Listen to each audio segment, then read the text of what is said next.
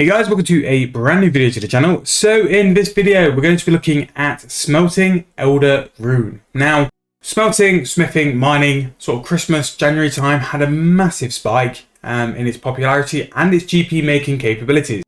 The price of ores and bars really did hit the roof, and rune bars especially did reach a big spike, getting up to about 17-18k each. Now since that, it's all the bars and all the mining ores have sort of crashed quite hard.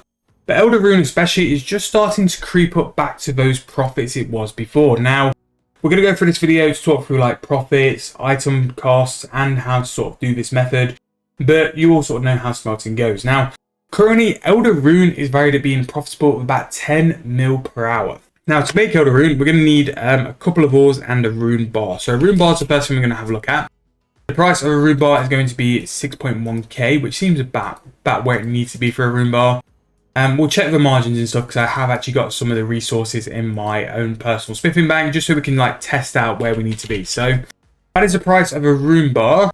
Elder Rune bar is currently at 18.8k, so it really has recovered a little bit compared to where it went to. Currently at mid price, which is good to see. I'd much rather it be mid price than below price, so that is good. So we are currently at, let's just say, 6,150 for a rune bar, because then that's middle of sort of base and highest price. There's quite a big margin there, so we'll work off that. And then I'll go 18.6 for the price of the Elder Rune bar as well. So as well as the normal rune bar, we're going to need some light and dark amica. Now, if you're like me, I've gone through a big phase of mining my own. So this method, the only reason I sort of picked this method out is because very soon I'm going to go and smith my own Elder Rune bars. And I just wanted to sort of flag to you guys, look, they're currently up in price. It's sort of this much per hour.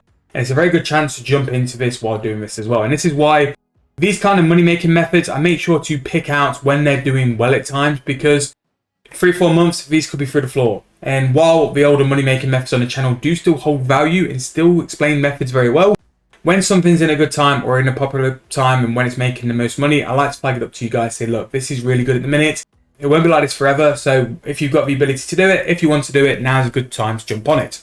Now, the price of the amica ore has also gone down a little bit as well, which is surprising really, in one aspect because it is high tier mining ore, but also I know a lot of people do sort of AFK the amica ore as well. So we have light and dark, so I need to find the dark amica, which at 5.2 is a little bit cheaper, which is over mid actually. Wow, that's a fair bit over mid.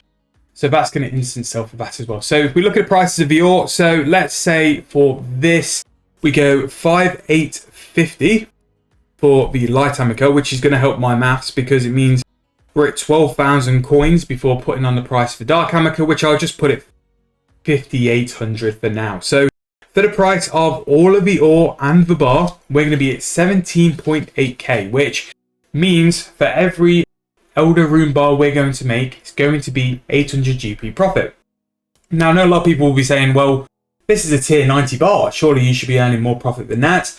Very similar to the other skills, if you have a smithing level high enough, you have a 10% chance to create another bar. So if you're making, let's say 1,000 bars, you're going to be making an additional 100 bars for free, which when the Elder Rune bar is currently valued at 18k each, you're making an additional 1.8 mil for free with the bar. So that's where your profit's going to be. And again, we've talked about it through all the skilling videos we've done on the channel. RS3 skilling nowadays is more about what extra you make rather than making profit on the base item now. There's so many items in the game which help you create extra or help you create things quicker or help you basically make it faster or a multiple compared to just doing it one-on-one. If you were just going to go for one-on-one, yeah, 800 GP isn't great, isn't worth the time, isn't worth doing. However, 800 GP and the ability to make extra bars as well, that is where you're going to make profit. So where I'm going to do this is Fort for Free, just because with Fort for Free, if you do it on mod 84, if you're looking for a bit of XP and stuff like that, you can get all the bonus and stuff. I just think it's a nice place to do it. With most of this, providing you've done the family crest quest, you can do all of your smithing inside the furnace. You don't need to go to a bank, you don't need to run back and forward, and you can do it at a nice AFK level as well. So once we get into the interface, we want to create Elder Rune bars. I've only got enough to do 28 because I don't have the things equipped. So if you have done the quest, you do need to have all your stuff equipped. Now, if you do have the Smither's outfit, I think that will count as your Goldsmith Gaunt. So if you have your goldsmith gaunt or anything equivalent, there you go, you can all of a sudden make 60. And rather than coming into your invo, all these bars are now processed in your metal bank as well. So it's a really nice update where it just makes it a lot more AFK now. You're not having to run to the bank once you've done 28 bars. It's all getting processed into your furnace. And then once you get a chance for an extra bar, as you can see here, we're producing extra bars. So we'll count up how many we've done from the 60, but really I should make 6. 6 is the percentage you're normally going to get as well.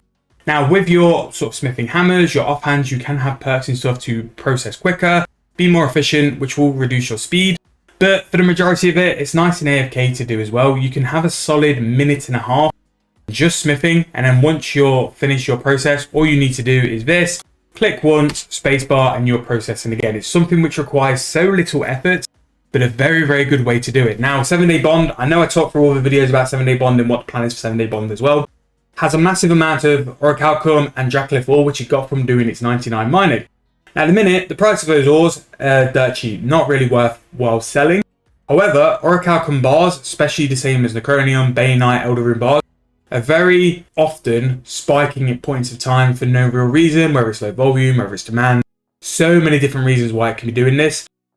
That is why I will be doing smelting. Now, smelting is very good for all the different bars as well. Varying different profits. So at the minute, I believe Necronium is about 5 to 6 mil per hour. Bainite, 5 mil per hour. And then orichalcum in the minute, 4.55 mil per hour. They need to recover their price a little bit better over the past couple of weeks. They have all gone down. Necronium especially has been hit quite hard. So out of the bars, I would suggest most members players doing, Elder Rune bar is by far the best one, and that will require level 90. And then if you check the interface to get the double bar, that is a very important aspect as well. I think it's 94, you're going to smelt it faster. 92 is when you'll get the extra chance, and 94 is when you're going to smith it faster. So what I would suggest is if you're not 94, do Necronium, because with Necronium you'll have the chance to heat it quicker, smelt it faster, and have the extra chance. Only upgrade when you have all the things unlocked. So yes, Elder Rune bar you can do at 90, but it's not really worth it. You want to be able to do the extra bar chance and to be able to make them faster as well. But all the other bars do make profit at different times. Like there'll be times where an orichalcum bar can outperform Elder Rune.